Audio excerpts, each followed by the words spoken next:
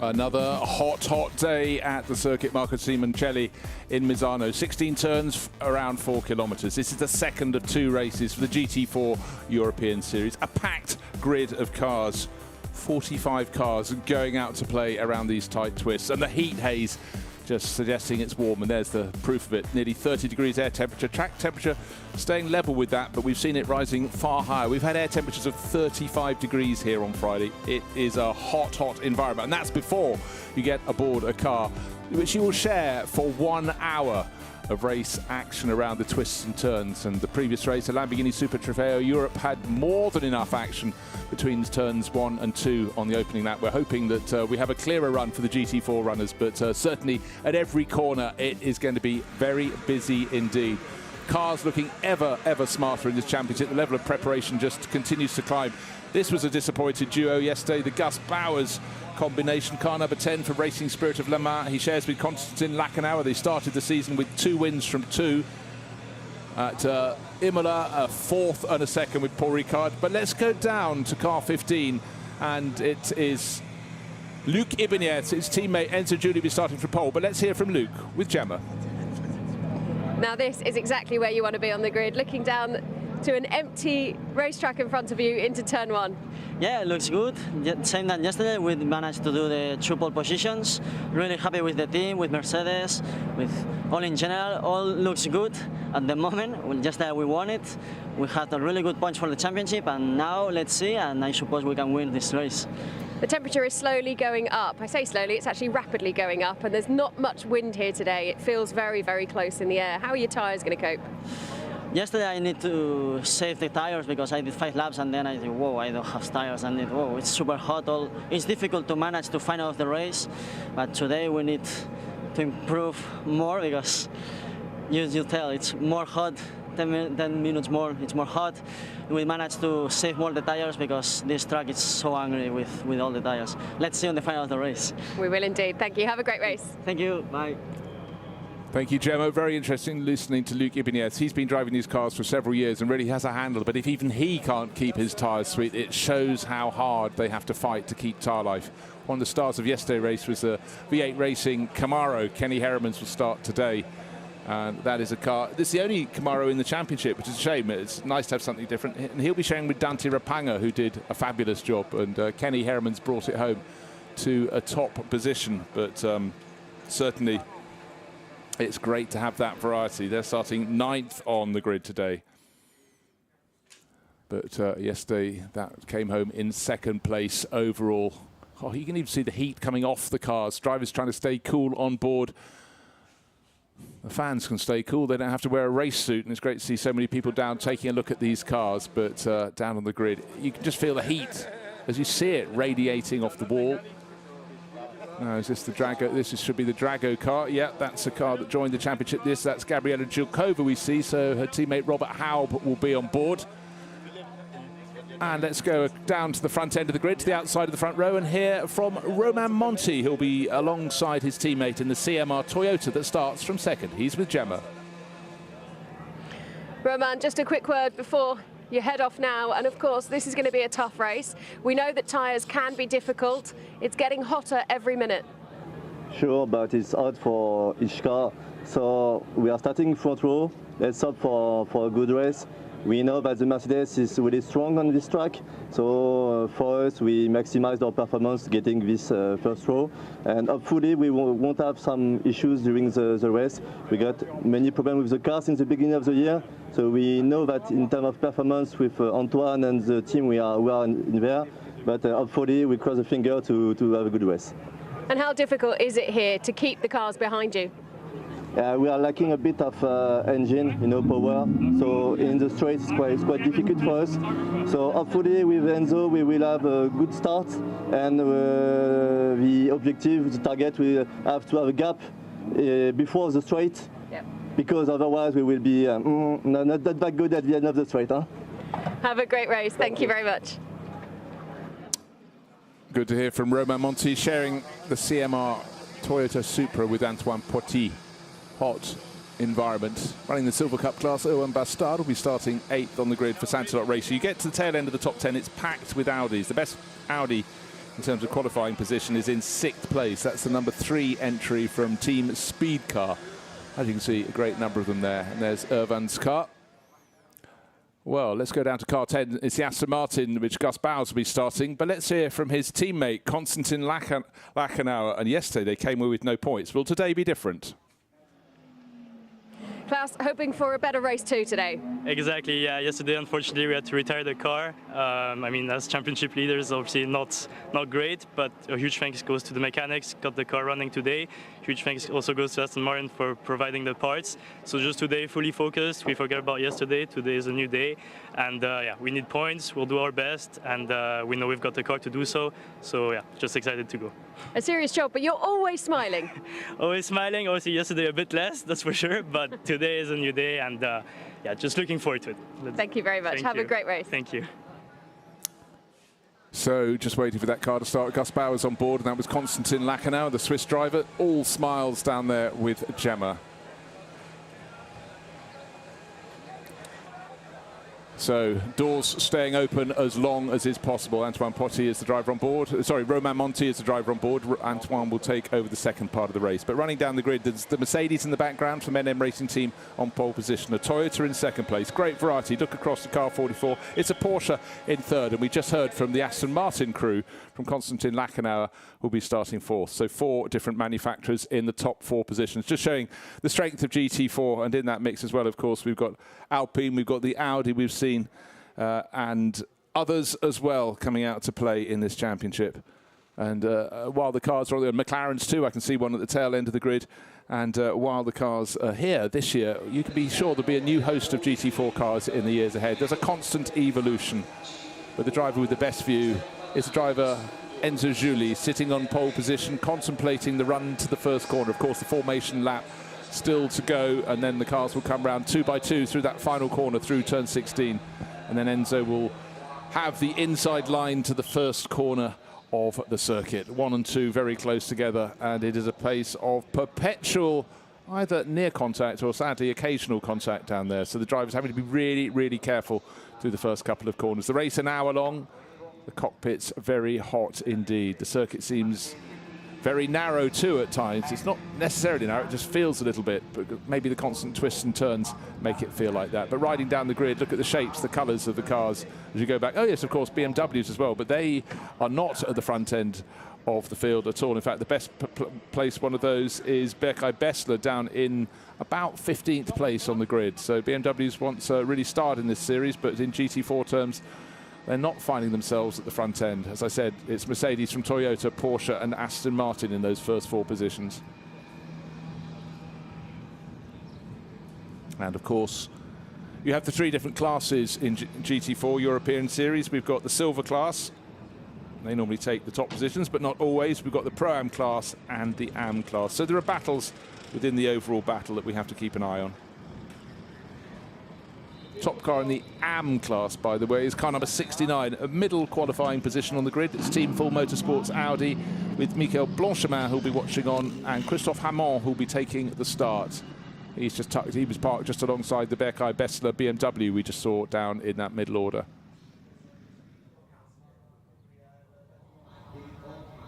So there's moments, I was going to say cool, no, not cool, just calm down on the grid. The grid revealed now, people, extraneous personnel being removed through the pit wall. The gate will then close. The start process has already commenced, but soon we'll have the 1-minute board being held up. Hopefully all doors now closed. Drivers trying to do that at the last moment to keep the heat out of their cockpits. It's building up 15 seconds to go, and then the Audi safe pace car will lead the field around. Last personnel going through the gaps in the wall. The gaps will be closed up, but as you can see from looking at from turn 16, the final corner of the lap, the Audi moves away at the start, but it's not long when it leaves the start line until it starts turning to the right into turn 1. It's a very short blast, and bear in mind it's a rolling start, which makes it all the more exciting. 2 abreast is normal, 3 abreast is not unusual, 4 abreast is certainly been known in GT4 on the run to turn 1. Let's see how it unfolds this time. They got through yesterday's race remarkably unscathed. Let's see if they can do it again today. So looking at the grid, it's Enzo Giuli, the NM Racing Team Mercedes. He's leading the Silver Cup class overall. And then Moritz Witzkirchen, Gus Bowers on the second row, Hugo Sass and Robert Consani. They came strong at the end of yesterday's race in their Audi for Team Speedcar. Sascha Botterman, Urban Bastard, more Audis on row number 4. Kenny Heremans, the only Chevrolet in 9th on the grid. Robert Haub, Jago Racing Team, making progress. Timon Nabur and Laurent Hergon on row number 6. Row 7, Andreas Mayol. Expect that car to go forward. Certainly looks very strong indeed. Another Aston Martin further down the grid. Akhil Rabindra. We've mentioned Berko Bessler, so he's actually on row 9, not row 6 or 7 as I guessed. Fabien Michal, look for him. He always goes well with Gregory Gilbert. Tom Verdier alongside in his Aston Martin. Working our way down the order. Middle order of the grid. American racer Alexandra Papadopoulos starts 23rd. Even Giacomo. That car will definitely come forward in the second half of the race with Alex Fontana taking it over. It's the Centri Porcicino entry, one of the popular 718 Caymans, but certainly not the best place because I can tell you number 44 is starting from 3rd in the grid, just behind Romain Monti's Toyota, which will be 2nd. Down towards the tail of the field, looking to see if anybody, well, expect Mauro Ricci to make progress in his Zacodis ASP Mercedes, shared with son Benjamin. Pierre Sancinard should also go a little bit better than that down at the tail. And also Henrik Pedersen, expect him to make progress. You can see a few cars who've had problems in qualifying and they will hope to rectify them, but a little bit of caution has to be exerted. There are places around the lap, several places per lap where passing can be achieved, but also several places where someone else's incident could end up with a car looping round into your path. It's tight, it's twisty. Drivers at Misano always have to be up on their toes.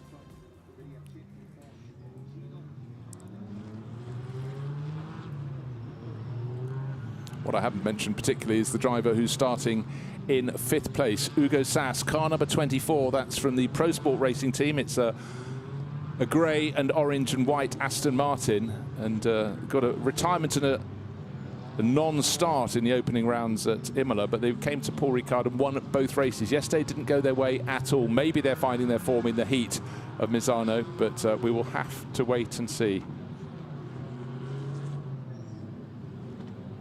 So, opening round, 2 victories for Gus Bauer and Konstantin Lachenauer in their Racing Spirit of Le Mans. Aston Martin, they're starting from 4th here today. Second race meeting, it was 2 wins for the Pro Sport Aston Martin of Mike Ortman and Hugo Sass. Yesterday's race won by a Pro-Am crew, Jim Pla and Jean-Luc Bobalik. But Bobalik starting outside the top 10 today, but expect the charge from Pla, the pro in that pairing, in the second half of the race. But to get to the second half of the race, everybody has to keep their nose clean. Right, through the kink at turn 15. The pace car has withdrawn from the circuit.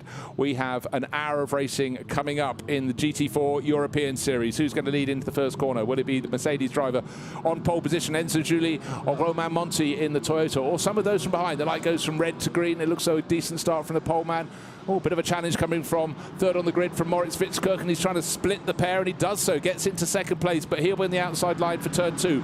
Pole man works it worse. And Romain Monti, he's been around the block too many times to hand over 2nd place on a plate, so he manages to hold on to that and push 3rd fast-starting Moritz Witzkirchen back down into his grid position of 3rd. Then a bit of a gap, and the Aston Martin keeping it well. Hugo Sass has again moved up to 4th place, and then was the contact. He certainly ran wide. Can't see him coming back into shot. So he's parked at the outside of the circuit. Maybe something's broken for him. His Aston Martin plays well. Kenny Heremans decided to go for the rodeo ride out of turn 6. Rejoins the circuit. Thank you for bringing the gravel back onto the playing surface. So it was a poor start from Gus Bowers, but he's gained a place back because, unfortunately for Pro Sport Racing, their car off at the side of the circuit and tumbling down the order. Don't know if it's going to get going again. Was that a terminal problem? Moritz Witzkirchen has got into that 3rd place, and now the best of the Audis is pushing on, and that's Sascha Botterman, the bright yellow car, challenging the 2nd place starter, which of course is Romain Monti. So the order has changed. Just looking to see where the Bowers car is. Is it 1, 2, 3? He's falling back a little bit, so not the greatest start for Racing Spirit of Le Mans. I think he's in about 6th place. Car 67, Sascha Botterman pushing very, very hard indeed. But from pole, Enzo Juli leading as we come towards the end of the opening lap. A really bit of an advantage over Moritz Witzkirchen. Well, did exactly what the pole starter needed to do. Enzo Juli will be the first name you put on your lap chart if you still do such a thing. And another spinner, it's the 88, one of the 3 Mercedes from NM Racing Team. And that should be Alexander Weintraub. running in the AM class. He rejoins at least, so they will get to continue in the race. But it's Julie from Viskirchen and then Botterman, who's driven so well. 67 has gained 4 positions to go into 3rd place.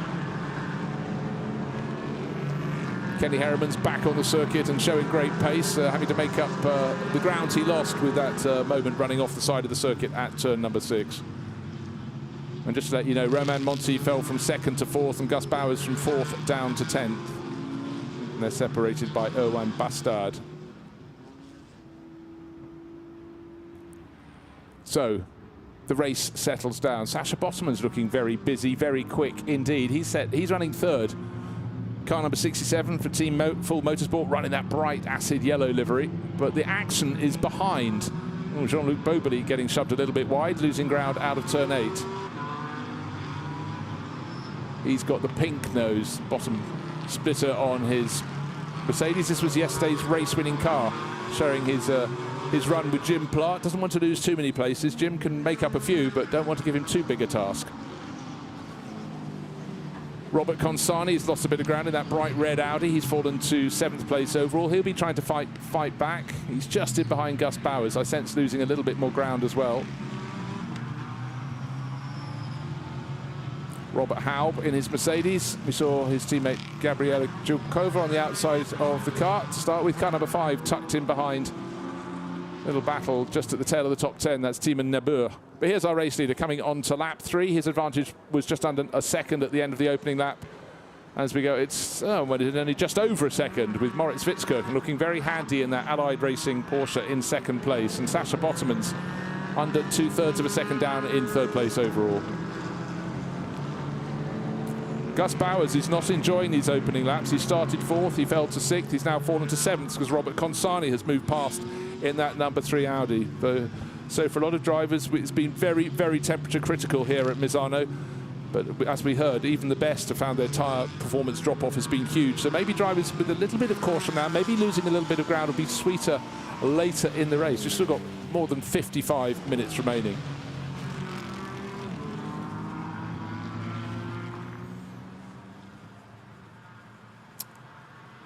And just looking to see who's leading the individual. Car number 110 has just had a spin, by the way, at turn number 6, 110. That is Autosport GP. That was a car that went well yesterday in the hands of Simon Thurman, but Pierre Sancinena was starting right in the last couple of roads to the grid. He was one of the drivers I had pinged to advance. And there, sitting at the side of the track, is the Aston Martin, 2nd in the championship. What a disaster. Moved up gaining places on the opening lap, but only got as far as turn 4, exited stage left, followed by Bear, as Shakespeare would say, but drove to the side of the circuit and parked it up. Clearly something broke. I thought he'd just gone too deep into the corner, not got the braking done, and would come back into image, but he did not. The car is parked up, so it really has been a championship disaster in round 1, 2 wins in race 2. That's why they're in the championship lead, and then nothing at all here at Misano. But for the race leader for NM Racing Team, it's looking better by the moment. Nearly half a second, let's call it 4/10 of a second. Enzo Giuli stretching his advantage over Moritz Witzkirchen, but Witzkirchen having to look backwards because Sasha Botterman in that bright yellow Audi, number 67, is giving chase. Then comes Romain Monti in his Toyota, Erwan Bastard and Robert Consani in his Audi. Gus Bowers in 7th place, half a second down on him. So maybe the Aston Martin racer just at that back of that grouping behind the red and yellow Audi will start to close in. But Laurent Ergon in the best of the Alpines is in 8th place and right on his tail, actually leading the Pro-Am class at the moment. So he's having a very good run. Yeah, definitely the advantage with NM Racing Team. They seem to have the setup for this circuit. And as the race leader in there, number 15, pulls clear. That's Enzo Giuli. Moritz Witzkirchen is under a lot of pressure. And in behind, Romain Monti in the Toyota in 4th place has got Erwan Bastard right on his tail. Then Robert Consani. Then Gus Bowers getting up to speed again in the Aston Martin. And then the aforementioned Laurent Ergon. The first 8 are clear. Bit of a gap, then back to 9th place, Timon Nebur. He's 3 seconds further back in the number 5 Aston Martin from Team Spirit Racing. The top 10 completed by Akhil Rabindra, who's now starting to make up grounds in his Aston Martin, which comes from Racing Spirit of Le Mans. NM Racing Team dominant this weekend here in the heat at the circuit Marco Simoncelli at Misano. Through turn 15, The gap was just under 1.5 seconds last time around, and one senses as Moritz Fitzkirchen in the blue Porsche in second place is under so much pressure from Sascha Botterman. Surely the lead can only extend around the course of the lap. Maybe a few tenths, but they all count. 2.1 seconds now, 7/10 of a second gained. Not surprising in the heat of that battle. Turns 1 and 2, tight, twisty. And as some drivers find out, if they go to the edge of the circuit, just a little bit dusty. Is there going to be a change for second place? Oh, up the inside comes Sascha Botterman. Doesn't get his nose in front. But the danger there was that Moritz Fitzkirchen was running in the dusty stuff at the outside of the circuit. More dust kicked up on the exit of turn 5 as the lead drivers all cut across the curb there, and not the curb, but over the dust on the inside. Kick it up. Not a friend of the tyres, but we're seeing Sascha Botterman not being afraid of taking a look up the inside of Moritz Fitzkirchen. Moritz just got back across into turn 4 to resist that challenge, that push, that drive for second place. Really feel that though he started from the front row, Romain Monti could be in borrowed time in 4th place, but the outside is the long way round, so Irvan Bastard had to give it a go, but Robert Consani, the number 3 Audi with the Burger King sponsorship, oh, I'm feeling hungry all of a sudden, now starts to make a charge in behind. It's so close, one little slip up, one little move that doesn't quite work, and you could shed 2 or 3 positions, get pushed wide onto the dusty stuff, and the field behind is waiting to pounce. And in fact, looking in the background, Gus Bauer is under intense pressure in 7th place from the leading Pro-Am driver, Laurent Ergon, in that little Alpine. And meanwhile, and all the time, during the course of this race, oh dear, number 38 into the pits with what used to be a tyre being removed. That's the W&S Motorsport Porsche Cayman. Max Kronberg started that. That was a car that was running very well indeed yesterday. I think it was running in 6th place for Hendrick still in the early stages of the race. But for Kronberg, well, that's a disaster. Now, second place, how close would you like it? Up the inside for the second place? No, there is no inside. Comes across, but you think Sascha Botterman is just chipping away, chipping. The pressure surely is going to tell. And for the second lap running, Botterman gets the better exit from turn 2, which gave him half a look into turn 3. Not quite close enough because he made that vague feint for second place into turn 3. He compromised his driving line, and unfortunately for him, that meant he couldn't make the lunge into turn 4. Behind him, Romain Monti still holding off, still resisting Juan Bastard. So it's still 4 manufacturers in the top 4 positions. It's Mercedes for Enzo Giuli, 2.8 seconds to good. They're the Porsche for Moritz Fitzkirchen, just 1/10 of a second ahead of the Audi of Sascha Botterman. And then Romain Monti just 1 and a bit seconds down on that in 4th place overall. Starting to sense the first 3 are starting to pull clear. And also for Monti, he's got so much pressure from behind. Urban Bastard, Robert Consani and Gus Bauer very close indeed. Race leader in a class of his own, stretching the lead with every sector of every lap. That's Enzo Giuli flashing out of the bottom of the shot. Then 2nd and 3rd very close, still Fitzkirchen and Botterman. Then 4th, 5th, 6th, 7th, 8th, almost nose to tail. That's Monti, Bastard, Consani, Bowers and Hergon. Timon Nebur and Akil Rabinda completing the top 10, but they're 4 seconds further back.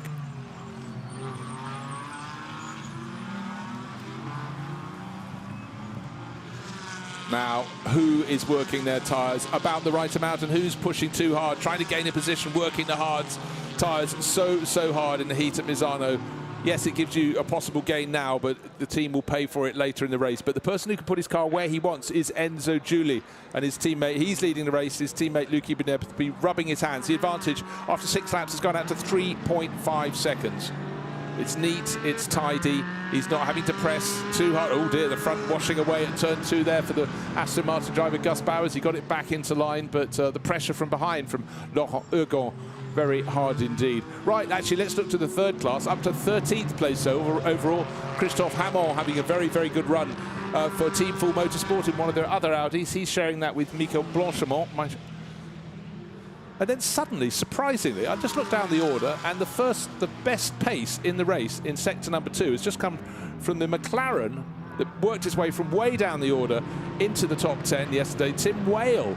But unfortunately, Constantin Surin, don't worry, that's not the Toyota that was at the front of the field, that's Constantin Surin, who's sharing with Etienne Chely, 2nd generation French racer. Did he push, did he jump, was he shoved? I think my money's on him being given a bit of a shove. Certainly was. Round he went. Good avoidance from the number 11 BMW running just behind him. That was Jason Tahinci, or Tahinci to give him his full name. He raced long ago in single-seaters as Jason Tahinci, but the Turkish driver now older and enjoying more letters in his name.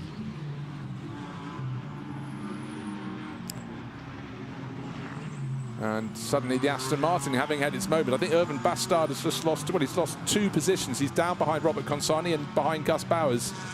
And I think he possibly was pushing so hard to try and pass Romain Monti's Toyota that he lost a little bit of ground, little position. And Robert Consani in number 3, the Audi with the red and yellow livery, and the racing spirit of Le Mans Toyota, Aston Martin, I beg your pardon, has moved through. But Sasha Bottomman gets up into that second place. The pressure finally told on Robert Ergon. Oh, there I was just talking about Jason Tahinci, and suddenly he has run off the side of the circuit again. That BMW, well, he's managed to get it out of the gravel trap. At least he will rejoin the circuit, but it looks like he's shed about 8 or 9 positions. Now, again, just looking for the action. That's unfortunate, going between turns 4 and turn 5. Rotation, those behind doing very well to keep out of the way, and then the Turkish driver having to go the long way through the gravel trap, but eventually got it back onto something that had a little bit of durability, a little bit of hardness he could drive on.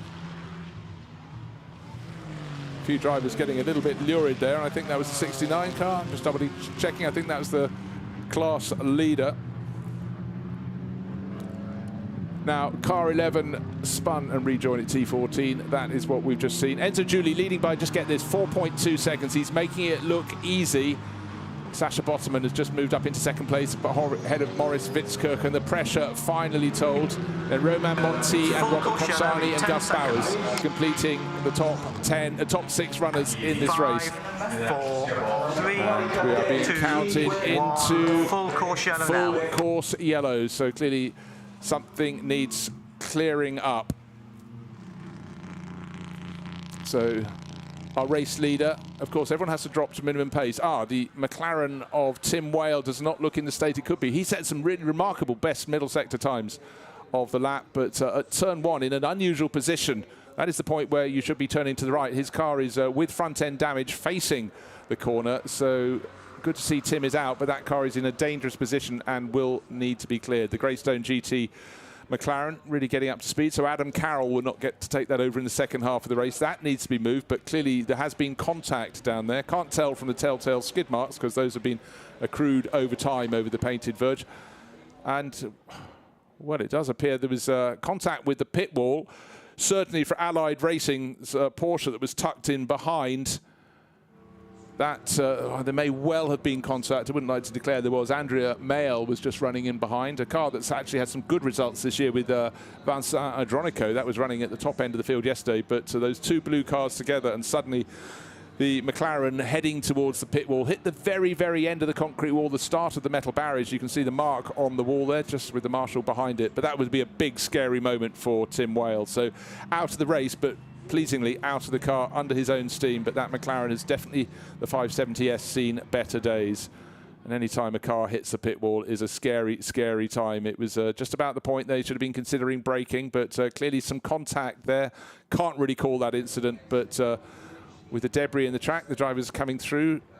Full course yellow still. No, the McLaren is still there. The full course yellow may yet lead to a safety car, which would be a little unkind for Enzo Giuli, who built up that lead of 4.2 seconds over Sasha Bottomman. Sasha Bottomman, there's Tim Whale, the tall British driver, walks in. Thumbs up, check he's okay. That's a nice touch from Jim Pla as he walks past. No one likes to see a rival, a competitor, having a big crash like that. But for Tim Whale and the 570S, the race is over. For our race leader, Enzo Giuli, it's still full course yellow. His lead will still sit, but there is the safety car at the front, picking up our race leader. In second place, Sasha Bottomman will now be able to reduce that 4-second advantage. He'll be able to close in. Still not got the safety car at the top, message at the top of the screen, but the clock has already got past 16 minutes, this 1-hour encounter. Full course yellow here at Misano. The McLaren number 47 from Greystone GT will be cleared away from pit exit, well, effectively before pit exit. It hit the pit wall at the very exit end of the pit straight and is sitting side onto the track at the entry to turn 1. Owen Bastard, seeing him in his car in 7th place. He was challenging for 4th, challenging Romain Monti's Toyota, but a little moment he ran wide, and suddenly Robert Consani in the number 3 Audi, and the Aston Martin just going across your screen. Gus Bowers in number 10, Racing Spirit of Le Mans, got past him. 8th place overall, number 55, Laurent Ergon, his Alpine from Autosport GP leads the Pro-Am class. So Jean-Baptiste Mella, his teammate, will be very pleased indeed. Next car in class is Loic Villiger, kind of another Alpine from the number 36 on its door. That's the white car from Code Racing Development that he shares with Safety Antoine car Leclerc. procedure now. Safety car. So now the safety car procedure has been declared. We've seen the car on the track. It's been out and picked up the race leaders. So everyone behind doesn't have to run at full course yellow limit now. They can take the limiter off and they can close in on the cars ahead. That is their job. Close the gap as much as you possibly can. Car 69, Christophe Hamon, leading the AM class, 14th place overall. So for Team Full Motorsport, it's a good time with Sascha Botterman, second in the race overall, and class lead in the AM class for Christophe Hamon. There it is, car number 69. Again, it's worth stressing it's a three-class championship. You've got the Silver Cup, you've got the Pro-Am and the AM. So prizes awarded, you know, to the separate classes as well as outright. Kenny Herriman's closing in behind Christophe Hamon, so Kenny Herriman's lost a little bit of ground in the race in the early stages, but maybe we'll have a chance when the safety car withdraws to gain a place or two once the field is bunched up.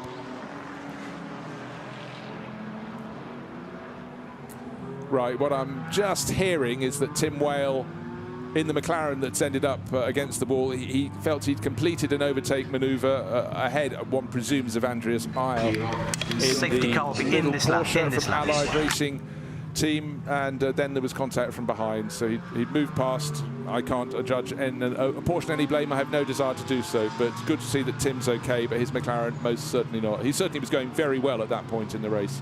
Safety car in at the end of this lap, so we'll have about 40 minutes on the clock. So for the race leader, Enzo Giuli and his NM Racing team Mercedes, he should control the restart, but looking at the hunger that Sascha Botterman has shown as he's worked his way up into second place, I'm sensing he could have quite a charge from the Frenchman. He started the race down in 7th. He's up into 2nd, so he's got the positive intent. He's had the results of his overtaking manoeuvres, but I sense the form and fortune of Enzo Giuli and the NM Racing team. They're coming on really, really strong, and let's see what can happen for them today. Leaving it late to plant the throttle. He can't be overtaken before they get to the start-finish line. Oh, he's bunching them right up. 1, 2, 1, 2. There he goes. The throttle is planted. And off he goes. He has that advantage. He called that beautifully. He'll build himself a gap of a good half second or so when they cross the start-finish line. 40 minutes remain on the clock in this one-hour race of the GT4 European Series. Across the start-finish line, 0.469 of a second, and importantly, keeps the lead. And then actually had a really good run between turn 1 and 2 because Sascha Botterman suddenly was under attack for that second place from Moritz Witzkirchen and has dropped back a little bit. So what was 0.469 of a second on the start-finish line will be much more than that at the end of the lap. Look, Witzkirchen in the number 44 Allied Racing Porsche looking very serious. And actually, Romain Monti getting it back together. He started second in the CMR Toyota, the black, white and red one in the background of this three-car battle for second place. And in behind, Robert Consani being pushed very hard for 5th place by Gus Bowers, who looks a little bit reinvigorated. Oh, what we saw on the opening lap, Moritz Witzkirchen very happy to dive up the inside, but doesn't always get it right. And of course, fast in can mean slow out. He's lost second position, might lose third as well because Romain Monti is alongside, even nose in front, but he's on the outside line, may be able to sweep all the way around 9 and be in front into 10. It's a much tighter corner at 10, but he's got the deep acceleration there. The Supra may emerge in third ahead of the Toyota, but for now, Sascha Botterman at least holds on to second place in his Audi. In fact, the Toyota does get its nose in front. He's on the outside, and it's not a straight. It's a straight with a series of kinks. He's on the outside, 2 more kinks to come. That was 11 got through.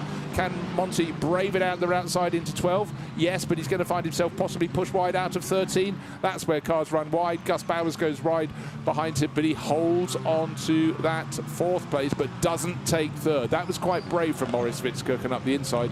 Romain Monti must have thought, oh no, please let me get my nose in front. He couldn't. He tucked back in behind. He ran wide, but he got it back just in front of Robert Consani. Gus Bowers looking to see if he can gain, and he's being pushed very, very hard indeed. Urban Bastard in that yellow Audi is looking very, very feisty indeed. Down to turn 1 they come. What was the gap last time? 0.469. Now it's 1.985 between Enzo Giuli in the lead of the race and Sascha Botterman. Botterman is now starting to pull clear in second place. Gus Bowers fighting to hold off Urban Bastard to keep that 6th place, running a little bit wide out of turn 3. Can he pull back across into turn 4? No, Bastard's got his nose up the inside. Classic Misano overtaking manoeuvre, and Laurent Ergon, the Pro-Am class leader, is also going to go past the Aston Martin. So one little slip, one little slide, And suddenly the Aston Martin is back into the pack with Timo Nibor and Akil Rabindra, his own teammate, close in behind to complete the top 10.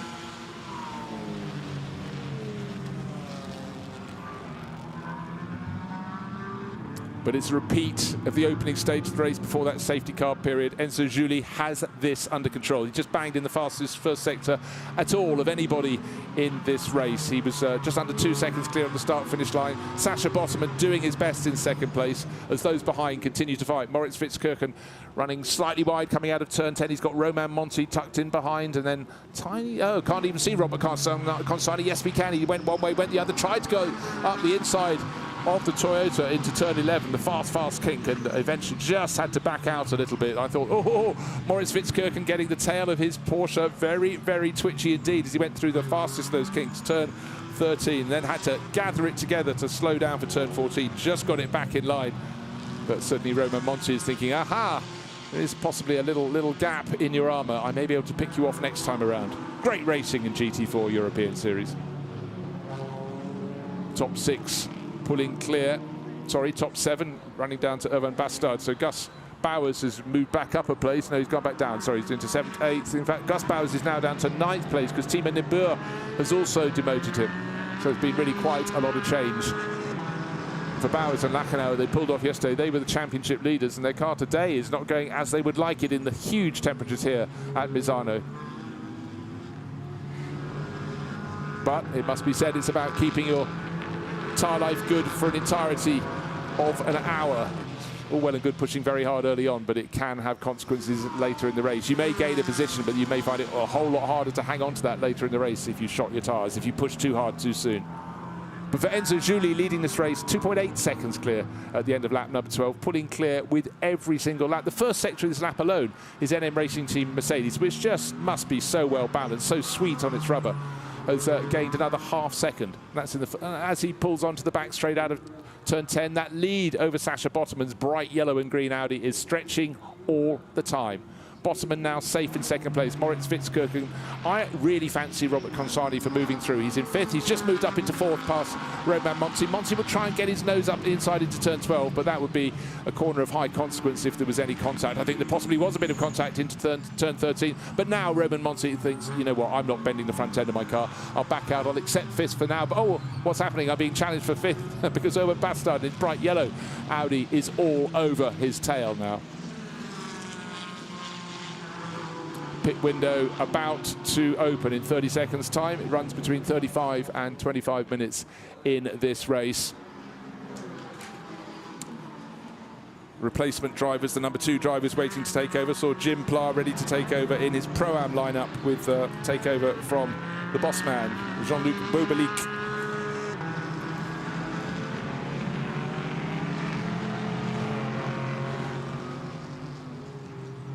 Hugo Sass. So the pit window is now open. Gosh, it's busy wherever you look out on the circuit. Just seeing Akil Rabindra being challenged and passed by Loic Villiger, who's now moved to the lead in the Pro-Am class. Just checking for any pit visitors. Pit window open. None of the top takers have decided, top runners have decided it is time to have a pit stop as yet. Car 21 has decided to visit the gravel. So the driver of car 21 having a dusty moment, but gets through the gravel trap. That's the Santalot Racing Audi. Olivier Estevez, he's due to hand over to, not his fault. Well, the recovering number 88 Mercedes that's been started by Alexander Weintraub has already had a spin. Was a shoulder barge side by side, and unfortunately the 21 Audi spat to the side of the circuit, but does keep going. Olivier Estevez will rejoin. Aston Martins 5 and 10, Timo Nibur and Gus Bowers getting very busy indeed, and a couple of others are making the pit stops from ahead of them, so they are dropping down the order, but we'll see them springing back up. Maybe an early pit window is a good call. Certainly in the Pro-Am class, you can see real changes when the AM hands over to the Pro. Enzo Juli, by the way, continues to stretch ever further clear. 3.5 seconds last time around. Sasha Botterman is now another 4/10 down, nearly 4 seconds down in second place. Moritz Fitzkirchen 2 seconds down on him. Starting to see a pattern emerge in this race. Robert Consani still trying to get past Fitzkirchen to take third. Romain Monti tucked in behind him with Erwin Bastard. You can see the background of the shot, all four of them together. Erwin in 6th place, the number 14 Audi pushing super hard. Then a little bit of a gap of nearly 2 seconds back to the 2 Aston Martins of Team Nebor. That's car number 5 from Racing Spirit team, and then Racing Spirit of Le Mans team is Gus Bowers. 87 sitting in the pits. Jean-Luc Beaubelique starting that, and that is yesterday's winning car. He's handing over to Jim Pla, who's the pro in that lineup, but it's quite a big ask because Jean-Luc was down in about 15th place before that pit stop. But miracles can happen. Right, the first 2 now absolutely clear. We had the change behind because Moritz Fitzkirchen is now behind Robert Consani. I just sort of sensed that Robert seemed to have the speed in that red and yellow Audi, and he's really making it work for him at the moment. Start of the lap, he was in 4th, he's now up to 3rd. Team speed car, it does what it says on the tin. But behind him, Moritz Fitzkirchen clear of Romain Monti, who's now got Erwin Bastard pushing his Toyota super hard. Then come the 2 Aston Martins, Team Nebur, Gus Bowers. Behind them, Loic Villiger is in 4th place in the number 36 Audi.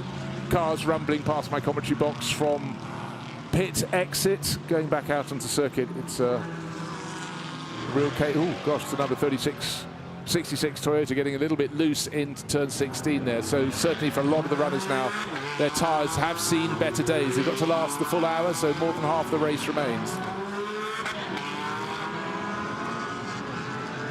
It's hard to stress looking at these images just how hot it is. It was just under 30 degrees air temperature at the start of the race. The track temperature about the same, but rising by the moment, which is exactly what the drivers don't want in terms of tyre life and tyre degradation. Now, of course, suddenly the racing gets a little bit complicated because you're having drivers of the tail enders who've made a pit stop and have emerged ahead of them, and you can see a few cars are going to be picking up track limit warnings there. And that's Gus Bowers, and he's just been passed by Loic Villiger in the 36 Code Racing Development, the white Alpine that went very, very well yesterday as well. So it's busy out there, but the drivers have to understand who is up in front of them. Is that car someone who's I need to challenge, or someone who has made a pit stop? Jim Pla already on the move, 23rd position at the moment, but a lot of the cars in front of him, a good dozen, need to make a pit stop. So he will increase that form. But Enzo Juli, with every lap he stays out, it's getting better and better for NM Racing Team. Going really well. The number 15 car, 3.9 seconds clear of the number 67 Audi of Sasha Bottom, and last time around Sasha's got a bit of traffic ahead of him. That won't be a helping hand. But for the NM Racing Team, they were 3rd on the track yesterday, and if they can take a win, you can see how that would really bring them up into the championship reckoning. And particularly with the 24 Aston Martin parked at the side of the circuit. Ortmann and Sass came to Misano in 2nd place in the championship, and coming away with 0 points. Enzo Juli continues for another lap, but from 2nd place, Sasha Bottoman comes into the pit. Robert Consani as well from 3rd. And then we're already getting driver changes. We've had number 44 into the pits. That will be handed over from Moritz Fitzkirchen, who's shown such form, such attacking form, and Alexander Hartwig. And likewise, the Toyota Supra sitting still. Romain Monti will be handing that over to Antoine Poty, very much at the middle of the race. Here we are, just into the second half of this 1 hour race. Pit window open for another 4.5 minutes. Enzo Juli can pick his moment. And for those on track, he's 11.6 seconds clear now of the Aston Martin number 5 from Tiemann Nebor. That Tiemann was down, I think, fighting over 7th and 8th position, but with those in front withdrawing his hand, he's going to come in later to hand over to the American racer, Kenton Cook. But for now, he's enjoying time on the track, and maybe a bit of clear track in front of him. In fact, there he is, the metallic blue car. A little bit busy in traffic there for Tiemann. He's been passed by Loic Villiger, so the number 36 car has moved on through, so maybe it's Berry comes in to make the pit visit now. Maybe the tyre's going away a little bit on the Aston Martin. But for the NM Racing Team, number 15 still stretching clear. Keeping an eye on the pit window, but he's, well, I don't know, they can take a call. Lucan Ibanez, a fantastic driver, certainly no performance deficit to Enzo Juli. It might be the team's just working out where it'll fit in for the traffic, but for now he hasn't got too many cars up ahead, so Enzo Juli goes on to lap number 18. His advantage was 11 seconds over Tiemann Nebor. Now, what would it be over Loic Villiger?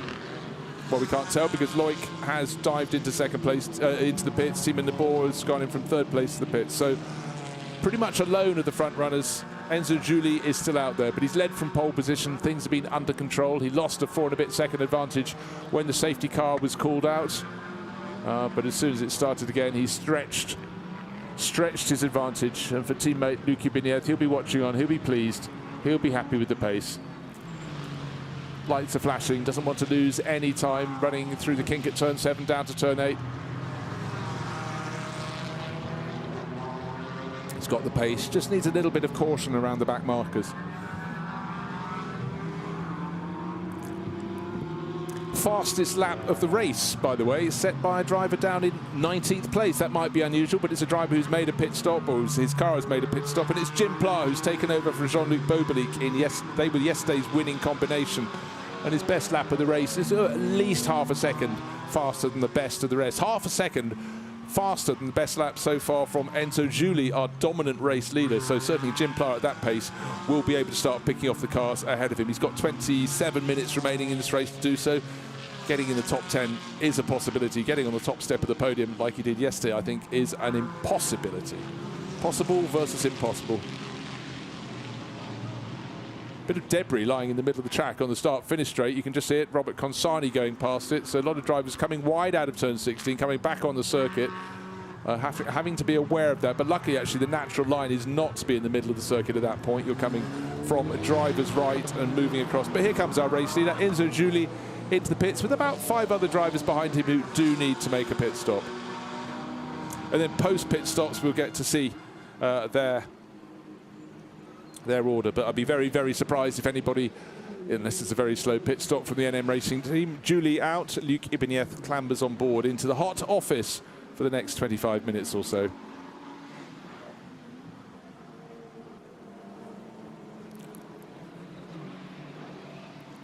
Just looking at the pit stop times, most of the teams doing it in around 1 minute 32 seconds, someone 33, but no one so far seems to have had a disaster, an all fingers and thumbs moment. Again, it's a generous allocation of time from pit in to pit out, so they don't have to rush things.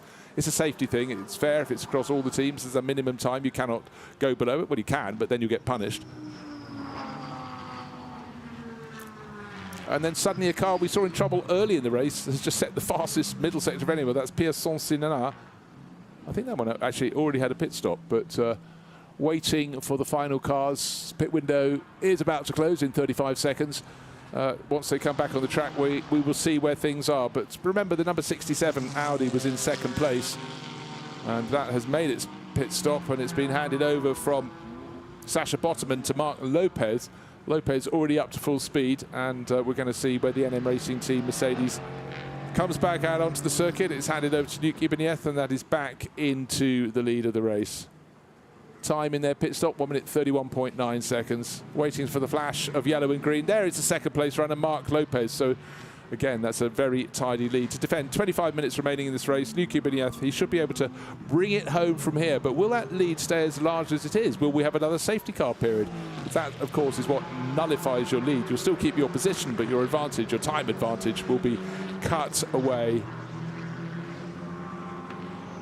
Jim Pla was 19th, up to 15th. I expect him to gain more places.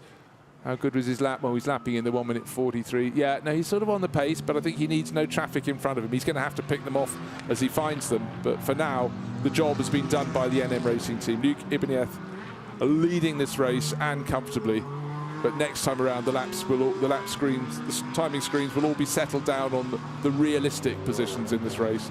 Still some artificial positions of people who are listed as being further up the order than they are by dint of the fact that their pit garage is just past the middle of the pit lane, so beyond the start-finish line. And even if they're in the pits, they're listed as having gone on to the next lap. But in a lap's time, that matters not. We'll get the true order. But certainly Luc Ibanez for the NM Racing team, sitting pretty at the front of the field.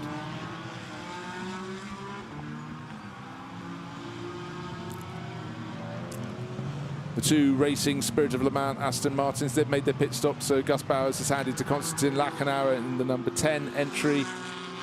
And the 19, Tom Canning, has taken over from Indian racer Akhil Rabindra. They're running at the moment in 13th and 14th positions, but that's not accurate. What we do know now as the order settles down with 19 laps on the board is Luc Ibanez leads by 8.2 seconds from Marc Lopez.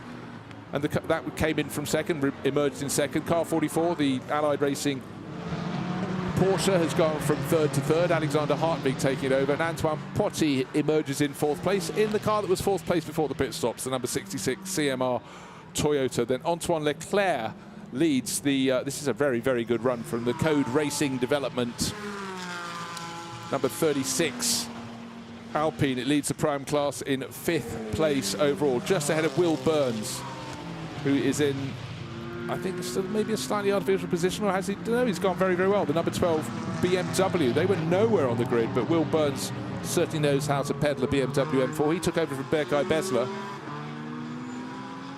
But really the story is there. Luc Ibanez has this race in the palm of his hand.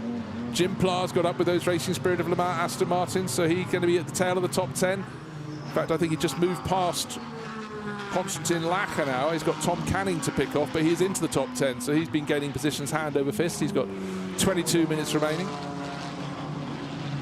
One that lost out in that pit stop sequence was the number 3 Audi that is shared between Benjamin Lariche and Robert Consani. It's still saying Robert Consani's name on the screen, but he did the first part of the race. That worked its way from 7th up to 3rd, and then it's fallen from 3rd back to, you've guessed it, 7th place after the pit stops. So there is Benjamin Lariche. That's confirming what I suspected, but nipping past that bit of bodywork, still on the middle of the track. I think everyone's been past it now after the pit stops. Everyone is aware of where it is, but perhaps in the heat of battle, it may go back. Oh, the Aston Martins have lost another position because Jim Plar is now up to 9th position. His next target at second up the track is the green, yellow and white Mercedes of Drago Racing Team, and it's Gabriela Jilkova at the wheel of that. So they expect he will pick her off. So he's up to 3rd place behind Jilkova in the Pro-Am class, with the class being led by the car in 5th place. So 3 cars further up the order, the Alpine of Antoine Leclerc.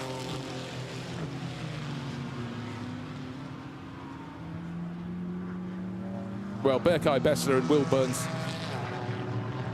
you know, middle, well, they were down in, I think, 12th place of the grid, running in 6th. That's very impressive indeed. But the driver in 5th is the Pro-Am class leader. This shark car, particularly in Antoine's hands yesterday, Antoine Leclerc, was looking really good. Very much the match of all the pros, it must be said. But, you know, pulling clear of the BMW of Will Burns, Robert Consani, Benjamin Lariche, I suspect will be able to move up. Right, black and white warning flag to Marc Lopez, disrespecting track limits. So I think he's just taken over that car, unless he suddenly had a real heat haze and a brain fade and picked up all the track limits excesses. He might have just added one to a list of track limit transgressions for the driver who started that car. And the 67 car, of course, Sasha Botterman drove so hard in the early stage of the race. But one more run over the curbing beyond the white lines, and that could be a drive-through penalty. So 67, quite safe. No, actually not that safe. He's got Alexander Hartwig, just under 3/4 of a second behind him. Well, he's going to have to be quite judicious with his racing line. But for the race-leading Mercedes of NM Racing Team, it's looking very, very positive indeed. 9.1 seconds clear. Leading car in AM, haven't looked there for a while. It's the same as it was before. Change of driver though. Christophe Hamon has handed over the 69 Audi to his teammate Michael Blanchemin, and that's run out of the Team Full Motorsports stable.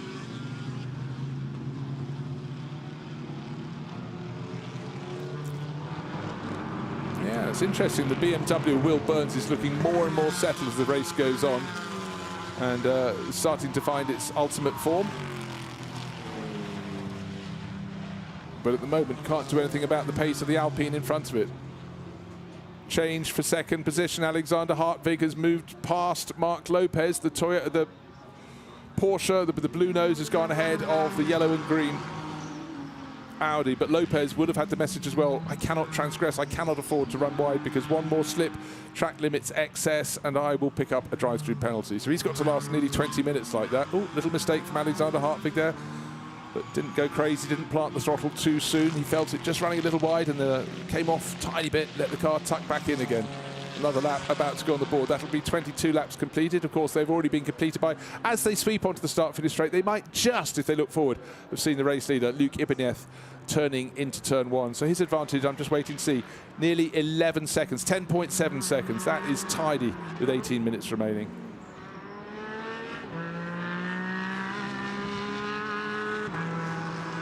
Jim Pla very close to picking off another driver. He's right on the tail of Gabriela Julkova. They'll be just almost in the background of the shot, just around the corner. So as the battle for second, third and fourth, Hartwig, Lopez and Potti go through out of turn 5 through turn 6. In the background there was a sudden gaggle of cars. That will be Antoine Leclerc, Will Burns, a little bit of a gap, and then Benjamin Lariche, Gabriela Julkova and Jim Pla. But we've got the spinner, unfortunately. We just mentioned Benjamin Lariche. And round goes the number 3 Audi, so everybody else gets a chance of shooting at the top 10. He will rejoin, but he'll be down in about, I don't know, 15th, 16th position, so very frustrating for him.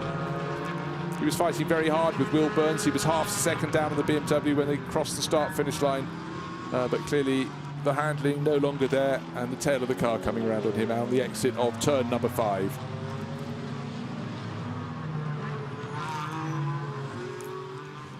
Let's take a look at the replay. Oh, Gabriela Julkova gave him a little rub, and that was what unsettled him on the exit of turn number 5. And round he went, and those behind had to take massive evasive action. In fact, Jim Pla nearly dropped his Mercedes, then got on the dusty stuff as he did an amazing evasion of the Audi as it sat there facing him. But that was a moment and a half. Race leader, again, I think, is now invisible to those behind because his advantage was just under 11 seconds. They can't see him when they turn onto the start-finish straight. As they're bouncing over the curbing at turn 16, he's already turned into turn 1, is out of their sight. 11.5 seconds now. He's gained another 7/10 of a second. Luke Ibanez putting ever further clear. As the clock counts down, 16.5 minutes remain, but that lead over Alexander Hartwig Porsche is looking very, very good indeed. Jim Pla still trying to overtake Gabriela Julkova, but instead of being in 8th, 9th, he's in 8th because of the demise, the spin that dropped the number 3 Audi right down the order. In fact, Benjamin Lariche isn't even in the top 20 anymore. So many cars came past. Mercedes on Mercedes. Drago Racing Team ZVO just ahead of a Codis ASP. That's a team with far more experience in setting up these AMG Mercedes. But they've got an Aston Martin, Tom Canning, the British driver, keeping them company. Then there's a bit of a gap back to Rui Meuha, who's in the number 14 Audi, entered by Santelok Racing. That's the bright yellow one that Urban Bastard drove so well in the opening stage of the race. Right, Jim Pla has caught, but he hasn't passed Gabriela Julkova. They're just behind the BMW by about 2 seconds of Will Burns. They're 7th and 8th, but they are super, super close. Through the kinks on the straight they go. Well, Gabriela running a little bit wide at turn 12, tucks it back for turn 13. Now Jim Pla is looking to get the tighter exit line, wider in, maybe tighter out, or a little bit of a wobble. Couldn't get the tyres to bite where he really wanted to be, trying to go to the right of that yellow, white and green Mercedes in front. Maybe into turn 1. Let's see how good their exits are from turn 16. Neat, very, very equal there, neat and tidy up front. Ooh, only 3 wheels on the track there for, I would suggest, a rejuvenated Toyota at this point. Antoine Potti knows these Supras very well indeed. He's all over the tail of Bart Lopez now. Maybe his team has said, you know, the car in front isn't allowed to exceed track limits, so why don't you see if you can force him out towards them and make him make a mistake. He'll have to come off the power. Sounds a bit dastardly, doesn't it? But then you should be able to nip up the inside. But Potti building on the work of Romain Monti. But I've been very impressed with the crew in second place. Alexander Hartwig, you know, really positive, building on the work of his teammate Moritz Fitzkirchen, who was so attacking in the first stages of the race. So Hartwig in second place, tiny gap. Marc Lopez, who's under increasing pressure from the 66 Toyota, the white, red and black car of Antoine Potti in the colours of CMR. Classic and modern racing, as they used to be.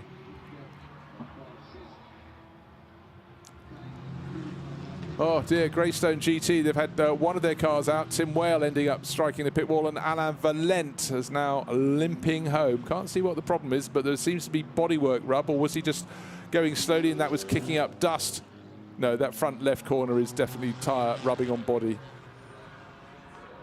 So for Alain, he moved up to 24th position. He's now tumbling back. Now, let's take another look at Luc Ibanez. Can we see another car in the background of the shot? Turning into turn one? Not yet, not yet. Just, I think I saw the nose of Alexander Hartwig's Porsche coming in. But by the time he could look down the start-finish straight, certainly Luc Ibanez was not there to be seen. Now a challenge for third place.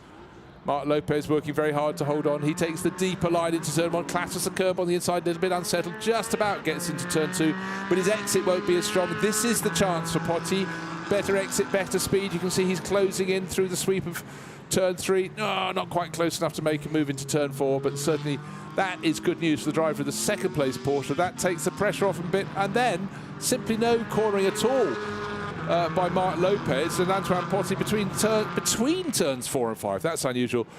Okay, on the opening lap you get past him there, but in clear running, that's unusual. And just Lopez seemed to run out of confidence and run out of cornering, and suddenly what was second had become third, and what was third has become fourth for him. So a Toyota now into the top three. Bear in mind, though, that 66 CMR Toyota started in second place, but went a little bit backwards, but now going forwards, but with no pace to match the leading NM racing car. Alain Valent didn't make it back to the pits. He's limped and he's come to a halt. So that number 60 Greystone GT McLaren is parked. That's both their cars out of this race, both those McLaren 570Ss. Just checking Marc Lopez's pace. He's falling away. He's back in fourth place behind Antoine Potti. He started the lap ahead, but he's falling away in fourth. More debris out on the circuit for the drivers to negotiate. Still Jim Pla, not by Gabriela Gilkova. 7th and 8th they're fighting over. Just behind Will Burns, they're catching the Aquamarine Borisan Automotive BMW. Now, is this going to be an opportunity for Jim Pla, or would it be an opportunity for Gilkova? Oh, nipping and tucking. Slightly unbalanced, the number 4 Mercedes turning into the final corner of the lap. Jim Pla certainly far more traction, kicks up the dust as he makes the latest arrival onto the start-finish straight he possibly can. Gilkova coming across to try and block him, but actually getting very close to the BMW in front. So 6th is Burns, 7th Gilkova, and 8th is Jim Pla. Now he's pushing, using his experience. He's going to try and get the undercut coming out of turn 3. Up the inside he goes, his nose almost alongside, but Gilkova just thought, I'm going to swerve right across your nose. I wouldn't say that was the greatest bit of sporting driving I've seen in my career, but anyhow, there was no contact. Pla pulled out of that, but that was in the zone of swerving, I would suggest. So down through the kink at turn 7, lights flashing from Gilkova. She wants the BMW to go a bit faster. She's feeling like the meat in the sandwich. The inside was semi-shown. Jim Pla took a look, but I sense the move could come into between turns 9 and 10. BMW actually blocking the pair of them, but quite rightly being there. Now, who's going to get the sweetest entry onto the back straight? Out of turn 10, it looks all very even. The BMW of Will Burns giving a tow to Gabriela Gilkova. Jim Pla almost impossible to see. He's so tucked in behind. He actually pulls out to get line of sight between turn 10 and the kink at turn 11. Through they go, nose to tail. I sense that Tom Canning in the background is taking a look at trying to catch them as they fight. Tom driving the number 19 Racing Spirit of Le Mans entry.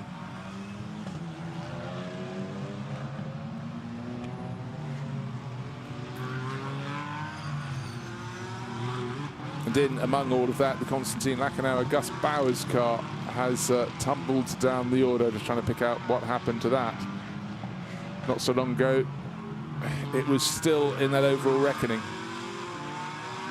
Michael Blanchemin still leading the AM class in 20th position overall, but actually he's got a bit of a challenge. He's only got a quarter of a second advantage. He's been caught by the number 37 WNS Porsche Cayman, and that's Michael Loboda, who is closing in. So what looked like a really safe run for the... Well, here comes a possible change of position, because Loboda is with the Avia sponsorship on his Porsche, looking one way, looking another. Start-finish line, it was down, what was the gap between them? Under 0.2 of a second. So these are going to be a long 9 minutes for the driver who's looking to win the AM class. It's very busy behind them as well. Paolo Maloney, third in class, just saw his BMW, long-time supporter of the GT4 series, and comes from just down the road in San Marino.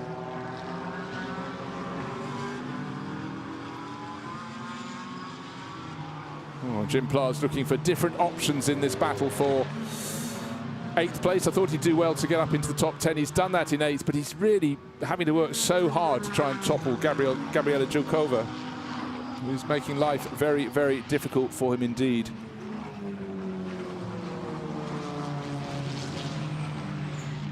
Burns in 6th, Julkova in the number 4 Mercedes in 7th, Jim Pla still in 8th in the 87 Mercedes, and tucked in behind we have Tom Canning, the number 19 Aston Martin. So plenty of manufacturer variety there, but one thing that has no variety at all is the name and the number of the car in the lead of this race by about a dozen seconds, maybe down to 10 seconds. Now it doesn't matter. Luke Ibanez and the NM Racing team dominating, down to 10.1 seconds. As he lost a fraction of a second to Alexander Hartwig's Porsche, but it is under control. And Jim Pla has finally got that position. Gabriela Julkova just getting a little bit wrong. And you push, you push, you push. And when you're confident, you can make the move stick.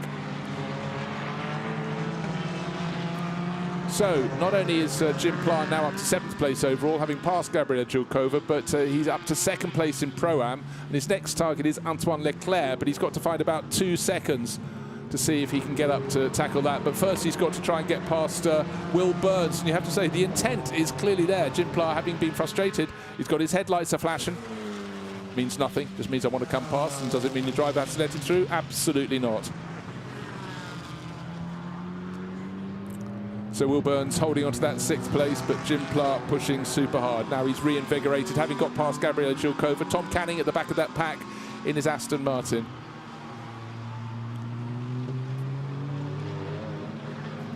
The pressure finally told. Gabriela Julkova cracked, but can hold her head up. That was a good scrap. Now, am I sensing that Will Burns is starting to catch the car in front, which is Antoine Leclerc? Look at their lap times. Oh, we're talking a 1/10 of a second here or there. May not have enough time as the clock counts down to just over 6.5 minutes remaining in this 1-hour race. The second of the 2 races for the GT4 European Series here. Blanchemin-Laboda, it's still in the order, Blanchemin-Laboda in the AM class, but you can see how it's coming down in small fractions. And oh, Laboda looking up the inside, and the WNS Motorsport Porsche hasn't quite worked for him, but it's not for want of trying. Oh dear.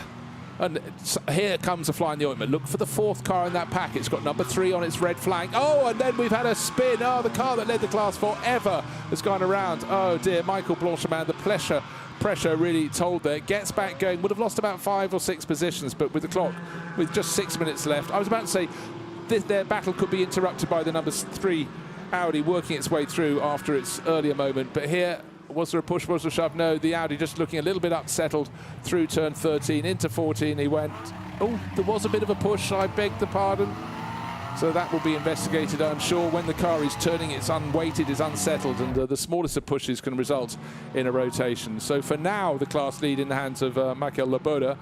Actually, Benjamin Ricci, who's also got past the spun Blanchemin, and Paolo Maloney may find themselves promoted if any post-race penalty is applied to the driver of car number 37. For now, in the lead of the class, we'll probably take the checkered flag in the lead of the class. It's Michael Laboda, WNS Motorsport Porsche, but maybe an aggrieved party will be just appearing in the background. Looks like it's going quite slowly, which is Michael Blanchemin rejoining in his Team Full Motorsport Audi.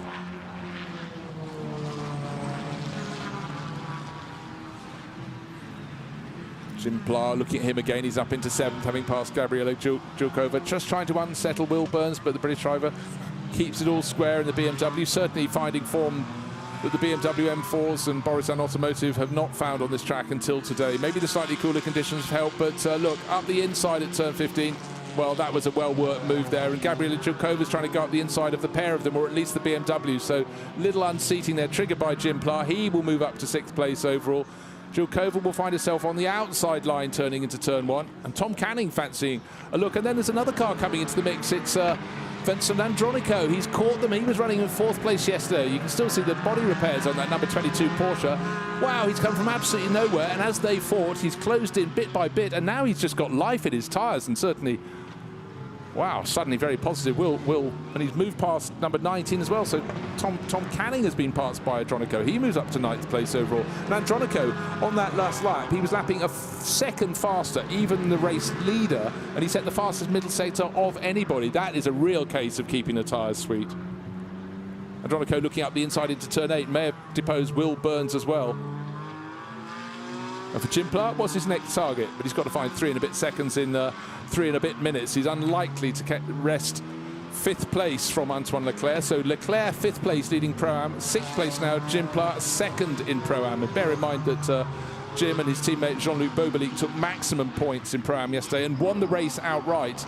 They've had a very good haul here of points at Misano. Another car coming back into the mix, the number 14 Audi, that's working its way up. Ray Mayo has a lot of drivers. Stewart's decision, drive-through penalty, converted to a 45-second time penalty after the race. Right, drive-through penalty. I didn't catch which car that was for. It's been converted to a 45-second time penalty and after the end of the race. So I'll see who has that sort of Damocles hanging over them. Who's going to find out that it's all going to be wrong? Will Burns now really having to work to hold others behind him. It quite possibly is the number 37 car that's got that time. I'm fairly clear that will be the incident because the 69 car was spun by it and that lost the class lead. So I did suggest that in the AM class that Mika Loboda, having taken the lead in the class, would not hold on to that. And so Benjamin Ricci, he was 2nd in class yesterday with Father Mauro, will be promoted to the lead of the class. Paolo Maloney will go to 2nd place, and Michel Blanchemin, the driver who was spun around, is back into 3rd place in class now. Let's have a look at the incident. Little twitch down into turn 14 from Blanchemin, and they turning into turn 5. No, this is 14. That was turn 13. He had the twitch and the push when the Audi was unweighted, and that is how the Porsche got through.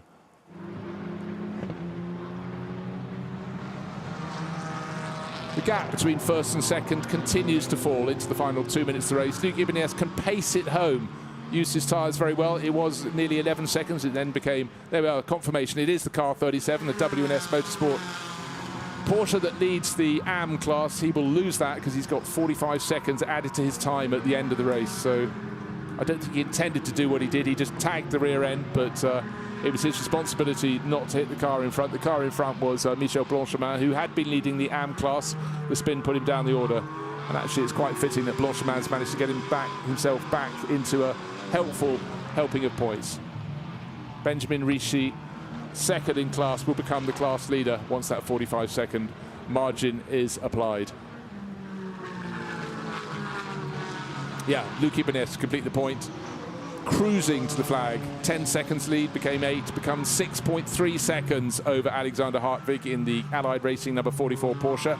3rd place, Antoine Potti got the better of Marc Lopez in that 67 full motorsport Audi. So we've got Mercedes, Porsche, Toyota and Audi, and then Alpine in 5th place, leading the AM class. Antoine Leclerc, the gap's only 2.5 seconds. He's being hunted down, but should have enough in the tank to bring it home to Pro-Am victory ahead of the chasing Jim Pla. And here for NM Racing Team, it is the final lap. 40 seconds remain and falling. And Luc Ibanez comfortably in the lead. He's cruising it home. Behind him, though, the battle is very intense for 2nd place. Number 44, Alexander Hartwig, his Porsche is just ahead of Antoine Potti. Antoine started 2nd, though. He fancies getting back into that position.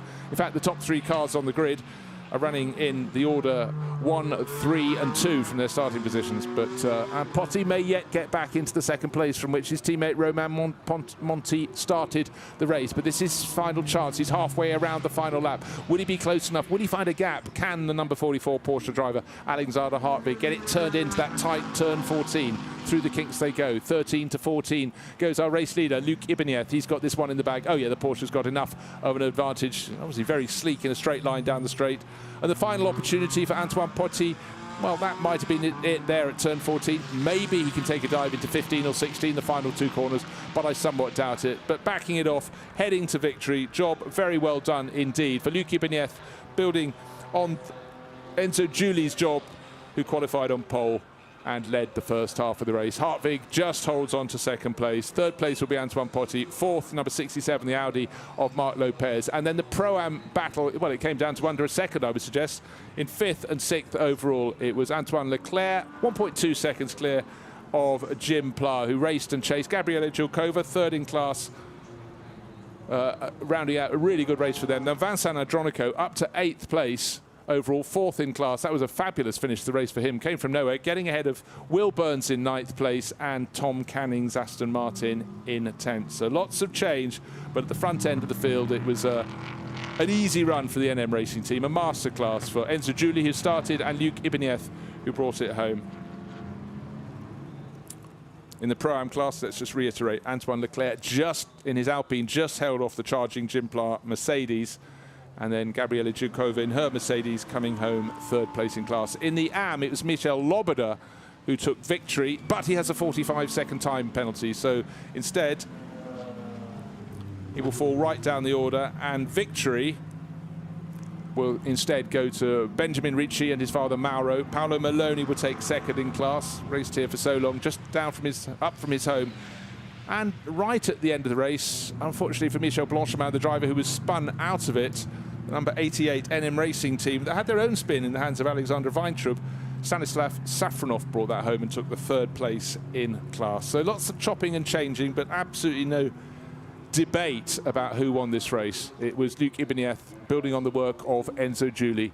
They both did the hard yards. The safety cars cost them their advantages they'd built up, but the drivers now can get out of those cars, cool down and relax. It's been a very hot day, but for Luc Ibanez and Enzo Giuli, a dominant victory, down to 6 seconds at the end, but that really mattered not at all because they backed it right off.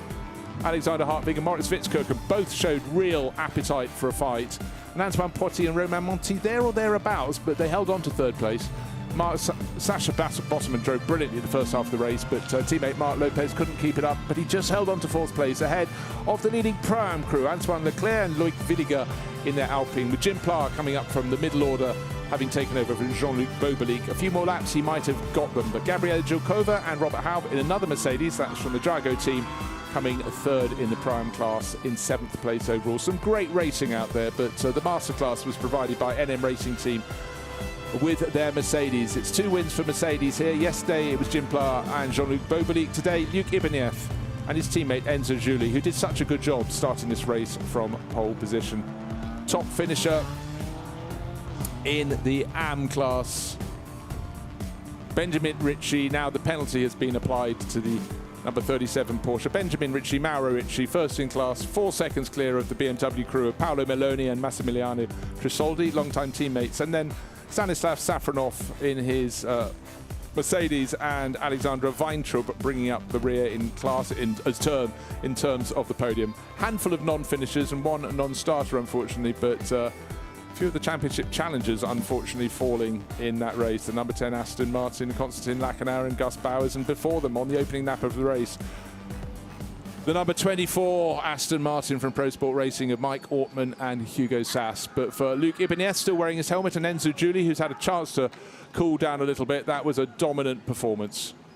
Romain Monti, could see him coming across. He was the driver who started the Toyota that finished in 3rd position. That's the car coming in the background of the shot. But good to see that sportsmanship out there. But really, it was job supremely well done. The NM Racing team deserve huge accolades. They've clearly got that Mercedes set up very, very nicely indeed. And both the drivers, Enzo Giuli and Luc Ibanez, did the most fantastic job. They made it look easy, and at this level, it most certainly isn't. That was a mark of excellence. So let's head down and hear from our winners, Enzo Giuli, who started, and Luc Ibanez with Gemma. Lads, that was absolutely superb. It felt like quite a long race. Did it feel challenging for you guys like that as well? Yes, it was really hard to manage the gap, but well, the victory is here. 2 pole, 2 victory. Nothing. Yeah, nothing more. All is perfect. The weekend was perfect. Yesterday we can't win the overall, but this today, yes. Let's see. And whoa. And all, that's great. I think P1 on the championship now. Yeah. All correct, all on the go on the fights, and let's see the next race. Yeah. Pumped for the next one, right? Thank you. Yeah. Well done. Thanks all the team also. Yes, on the team, Mercedes, and all of the families. Thank you. Well done, lads. Thank you very much, Gemma. And for Enzo Giuli and Luc Ibanez, it's a sweet moment when you realise the form has come your way. And also when your main championship rivals have a trip up, have problems with their cars, pull off the circuit and get no points, and you're gathering them by the handful. But I think it's the pendulum. They know it's swung in their advantage, and they'll be sure they can take this advantage to the next race. But one thing is for sure, NM Racing team know how to set up a Mercedes, and clearly they know how to set it up not to eat its tyre here in the searing heat of Misano. So that was a job very well done, and no wonder the drivers both gave credit to their team. Now, the Toyota came through to 3rd place overall. Let's go down and hear from the Toyota crew with Romain Monti, who is down in the heat with Gemma. Romain, the objective at the start of the race was to keep it clean. You did that and you pushed so hard. Yeah, it was for me a race of defense. It was a really tough race. We knew we didn't have the pace. So today we are really happy because we have maximized all the performance that we could. So I did a strong defense on my team. So it was hard in the car. Antoine could have gained also some places on track, and the team did an amazing job on the pit lane. So in the end, for us, it was like a clean race, as you said. So it was perfect. And that's the change of luck now and the change of performance for the rest of the season? Hopefully in our Toyota, our baby will have a little bit more power now to compete. Excellent. Thank you very much and well done. Thank you. Ever a competitor, Romain Monti did a really good job along with Antoine Potti. It was very busy at the front as they realised the race-winning Mercedes was heading off over the horizon. In fact, for half the race, they couldn't even see it. It was so far ahead. The safety car brought it back into their sights. But you have to do what you can do. And for Romain Monti, it was getting a handful of points. Let's take a look at the start of the race. It was very busy down to the first corner with so many cars trying to gain track position. Romain Monti on the outside in that white, red and black Toyota, but he looked as though he's going to get second place. He moved early on. That is where we lost the number 24 Aston Martin, one of the championship challengers, off at turn number 4, parked out there. No points at all. That's a big hit for their championship challenge. Then in behind, we had a really fabulous scrap between Maurice Fitzkirchen and the Allied Racing Porsche, and pushing so hard, Team Full Motorsports, Sasha Botterman driving Audi, looking very busy indeed. But all along, the leading NM Racing Mercedes was pulling ever further clear. The middle order was hyper busy, and the worst spinners and the worst sinners down there. Number 8 Toyota going around. That was a sister car to Romain Monti's, facing the wrong way in the track. Someone's wing mirror being knocked off. Will Burns' car was starting to make progress. That was the car that Berkay Bessler kicked off in the first half of the race. But then this unfortunate moment, Tim Well really picking his way up the order in the Greystone GT McLaren.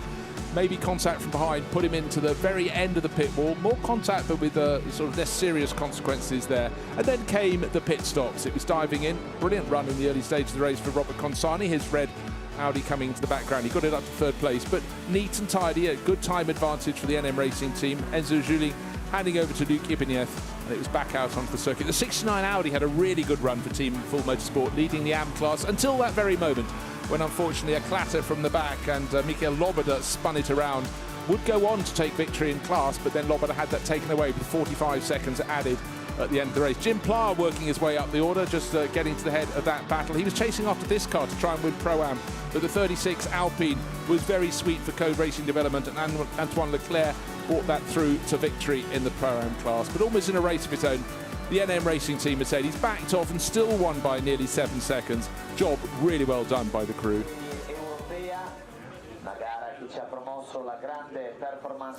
So 3 podium ceremonies coming up. Of course, we've got outright, we've got Pro-Am, and we have the AM classes. And for the drivers, it's been a hot weekend here at Misano. But for the Ritchie family, great pleasure, because they've taken 2 really strong results in their particular class. That's in the AM class, so happiness up there.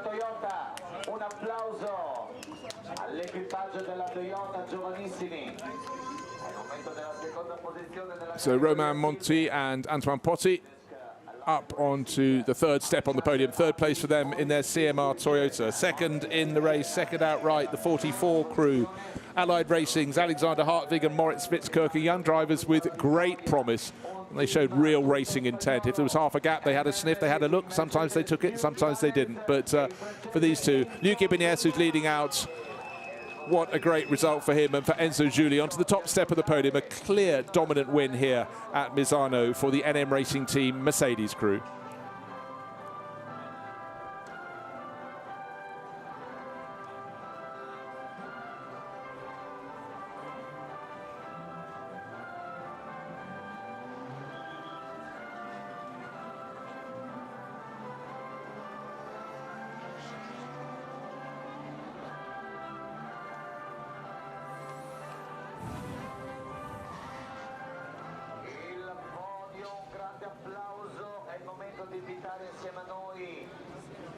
So 3 manufacturers in the top 3 positions, showing the strength of the GT4 European Series. It was Mercedes,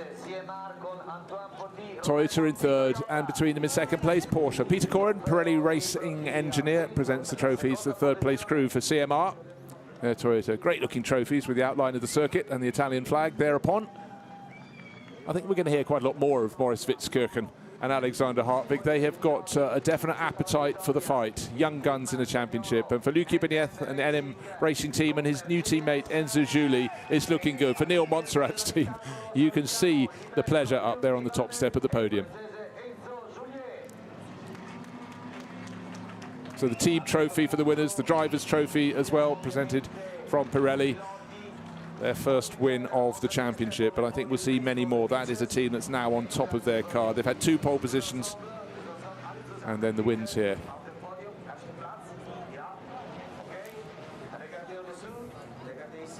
So gathering on top step of the podium. 3rd place overall yesterday, victory today for the number 15 Mercedes crew. That is a tidy points all in a regular circumstance, but with the leading challengers coming away with next to nothing, or in some cases nothing, this has been a huge swing in the championship battle.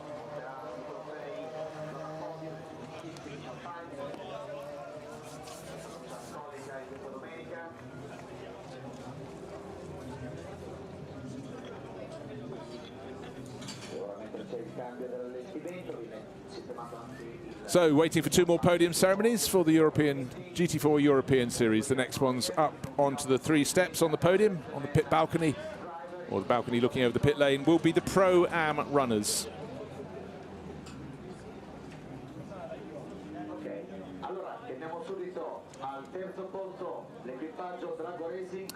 So for the Drago Racing Team, the American badge on his belt, Robert Haub and Gabriela Gilkova, they fought really hard, and certainly Gabriela gave Jim Pla a very tough time. So this is a team on the rise. And Gabriela from the Czechia looking very happy indeed. Huge smile up on the podium. And Robert Haub, not unimpressed. Jim Pla and Jean-Luc Beaubelic. Jean-Luc, so modest yesterday in victory, effectively said it was all Jim, but Jim really gave it a charge today. But Jean-Luc laid the foundations in the Acodis ASP Mercedes. But up to the top step in the Pro-Am class, welcome the crew of the number 36. And that was the team full motorsport pairing of Sasha Bosserman, who starred in the early stages of the race in that bright Audi, and his Spanish teammate, Marc Lopez.